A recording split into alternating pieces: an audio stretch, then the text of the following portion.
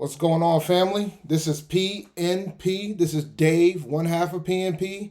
And before we get started to have that discussion about Sam Darnold, make sure you like and subscribe. And if you don't know, you can get 20% off and free shipping using the code PNP at manscaped.com. So let's talk about Sam Darnold now. He's the new starting quarterback of the Carolina Panthers. I think a lot of people have some high expectations for this guy.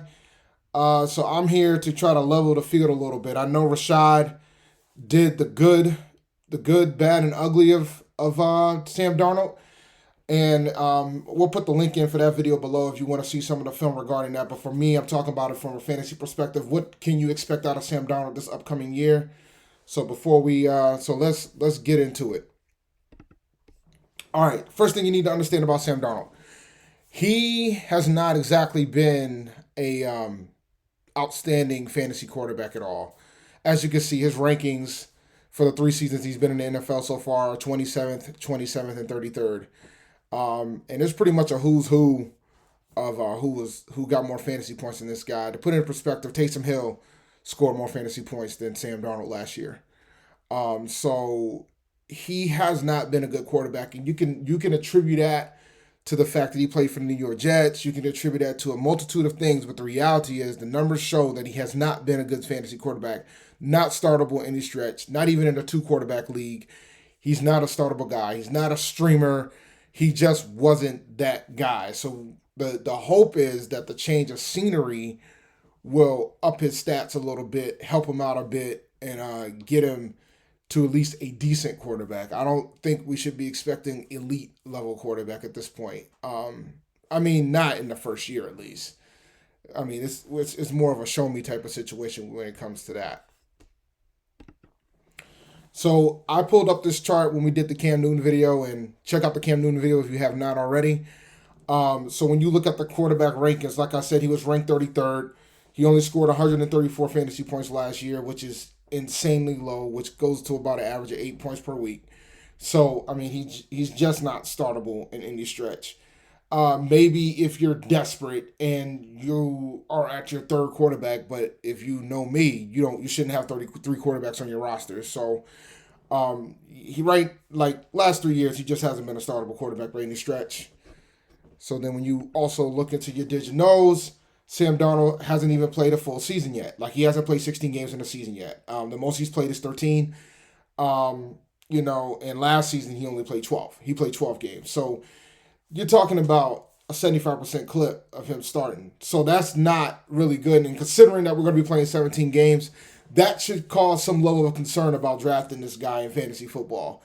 Now, his career average is under 60% passing. And I know when Cam Newton was a Panther, that was a big thing, but even he averaged 60% throughout his career. But his accuracy is below 60%. You would think that it would improve coming to Carolina with weapons. So we shall see. He only scored 20 fantasy points 7 times in 3 seasons. To put it in perspective, Josh Allen did it 9 times last year. Cam Newton did it 5 times last year. He's only done it 7 times in 3 years. And he did it 2 times last year. So, 20 points is like the sweet spot for me. Between 15 and 20 is where I would like to be. 20 is like a good game for a quarterback, because typically I draft my quarterbacks late. Like, some people who draft their quarterbacks high, they're expecting 30 points a game from their quarterback, 25 to 30 points a game for their quarterback, and that's not really realistic. So hence why I make the decision to draft my quarterbacks later in the draft and not early in the draft, unless there's really good value to do so. Now, here's my projection for Sam Darnold. I got him going. I gave him a 60% clip, even though he's never done that in his career. A 60% passing percentage. He's going to throw for 3,570 yards. He'll have 24 touchdowns, 15 interceptions, 50 carries, 205 yards, 4 rushing touchdowns. He occasionally does run the ball a bit. I gave him a clip of about 3 to 4 carries a game.